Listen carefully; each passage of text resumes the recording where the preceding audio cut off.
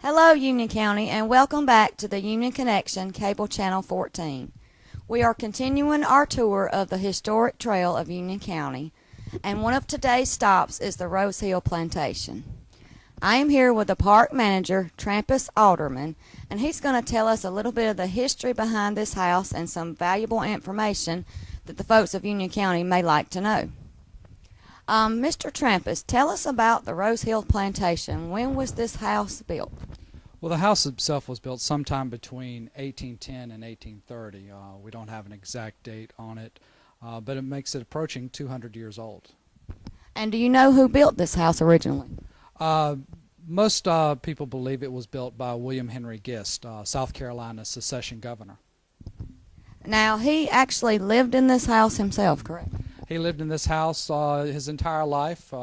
This was his home plantation, and with the exception of going to Columbia for political reasons, this was pretty much where he spent his time.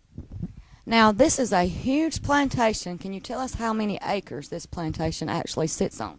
Well, we believe William Henry Gist owned about 7,000 acres here in Union County, most of which were here at Rose Hill. Seemed any time that William Henry Gist had money, he bought land. So he invested heavily in land in this area.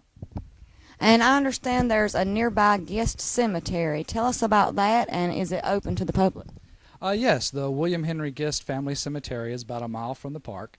It is where William Henry Gist and his wife were buried, as well as several of their children. It is part of our property and open for visitors to go and look around during park hours from 9 till 6. And that was my next question. When was the house and the plantation open to the public? When can they actually come in the house and take tours? And when could they just come out here on the plantation itself and look around? Well, the grounds are open Monday through Friday from 9 till 6. We have tours of the mansion at 1, 2, and 3 o'clock currently daily, but during the winter hours, the house tours are Thursday through Monday at 1, 2, and 3. Now, there's several events that are held here each year. Can you tell us about some of those? Well, probably one of our most heavily attended is Tales of Union County, where we have visitors come out and they hear spooky tales from Union County. It's held at night. It is a really interesting time, but we also have other programs throughout the year, including coming up fairly shortly, the program Mansion by Moonlight. The best way to find out about our programs is to visit our website at www.southcarolinaparks.com. Now, we have actually taped the Tales of Union County several times, and you used to have the Rose Hill candlelight thing, I think, in November or December. Do you still have that? No, we have our Christmas program. It's held during the daytime. You come out and you get to see what Christmas may have been like in the antebellum South, which is a little bit different than a lot of the traditions we deal with today. Now, as far as the Tales of Union County, there's a lot of ghost stories behind a lot of these older houses, and ghost stories amaze me because I love scary stuff.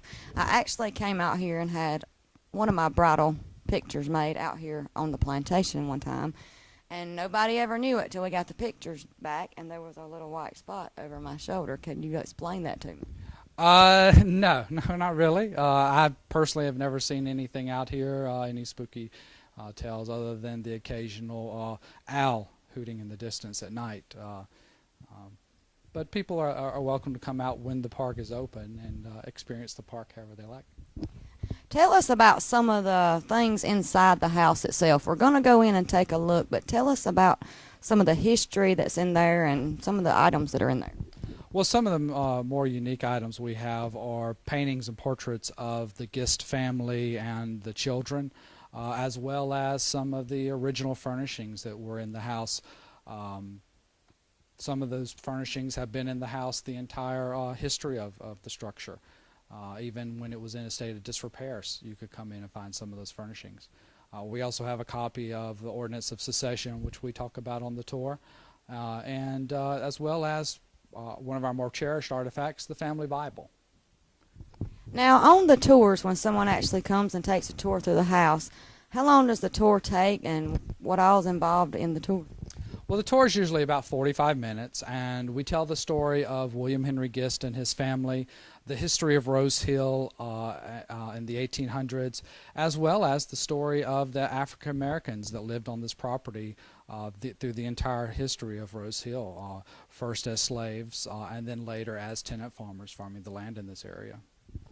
And also, you mentioned the magnolia trees. Tell us how those came about, when they were planted, and I understand that is a big thing out here at Rose Hill.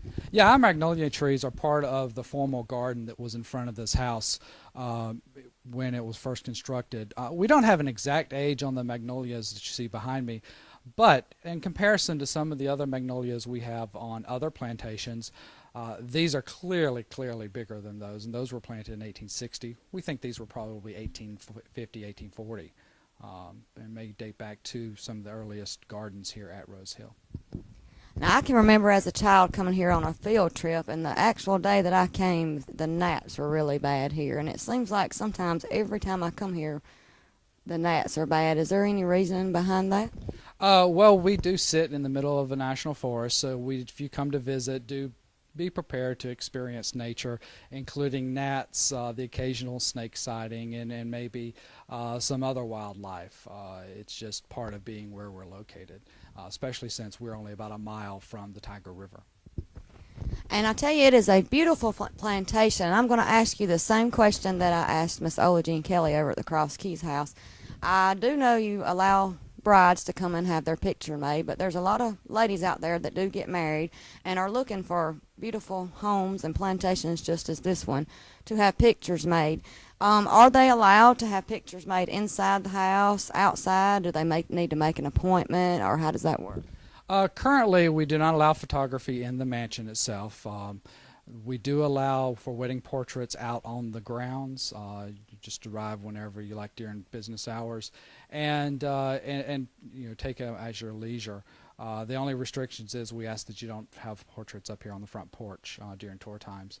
We also allow weddings here on the grounds, and for the information on that, just contact park staff here. Can you give us a number where they can call you at? Sure, it's 864-427-5966, and either myself or the park ranger will be glad to assist you. Well, Mr. Alderman, it was good talking with you today, and we're going to take a look around, if you don't mind, and show the viewers of Union County what Rose Hill has to offer. Oh, good. Enjoy.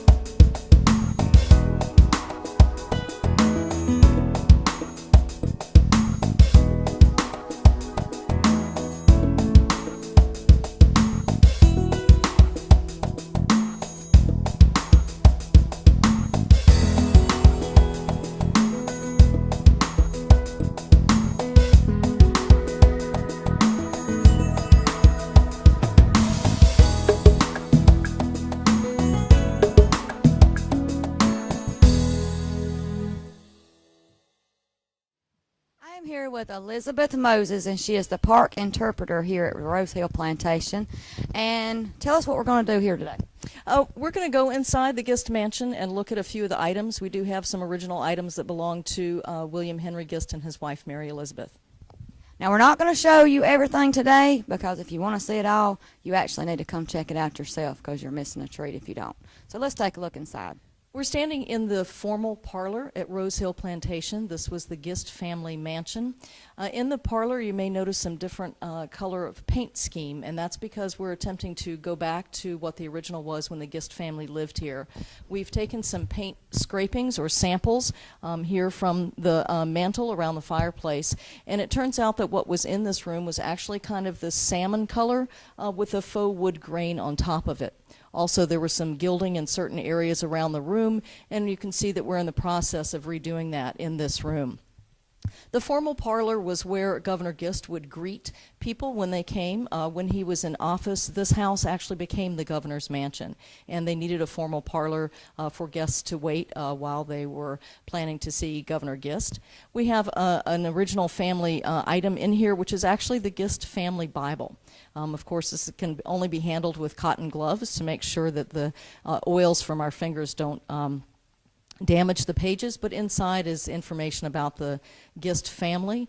It lists their births and deaths and marriages.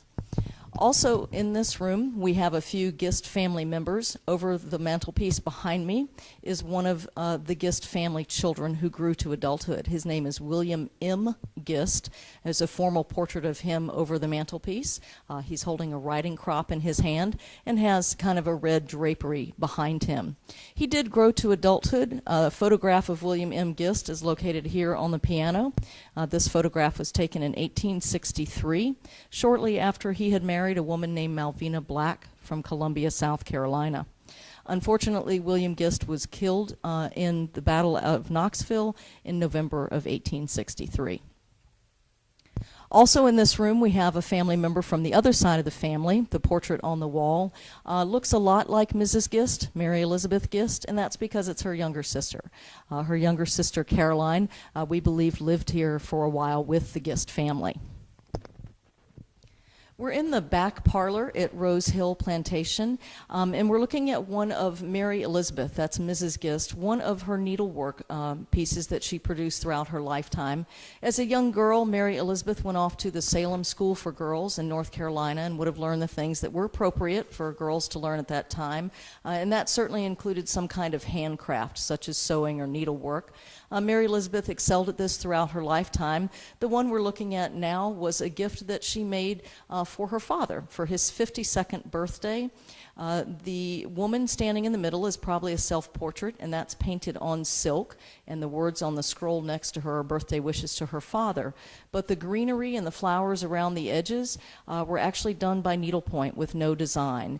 And this was done around 1830, again, as her birthday present to her father. Most people might give our fathers a birthday present of card and chocolate, but she produced this lovely needlepoint piece.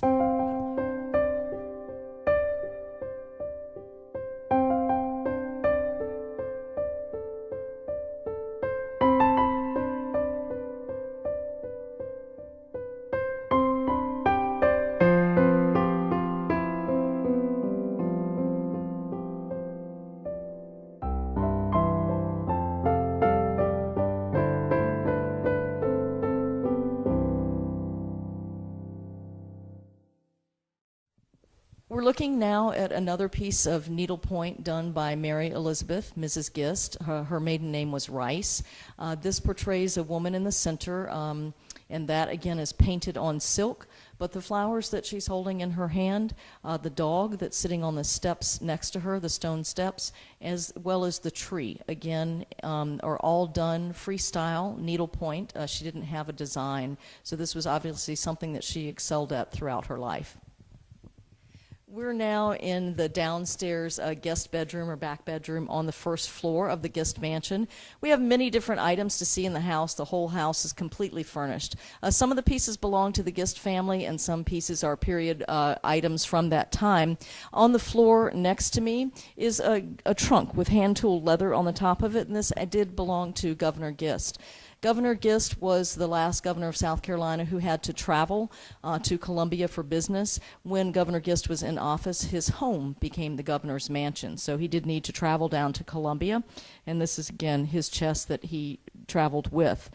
Also, a little interesting tidbit from back then, lying on the bed, you'll see some long white objects, and these were actually shirt collars. When Governor Gist traveled and got to his destination all hot and sweaty from the stagecoach ride or riding on horseback, he could unbutton the collars from his shirt and button on a fresh collar and kind of close his jacket over it and go into a meeting and look fairly presentable for the meeting.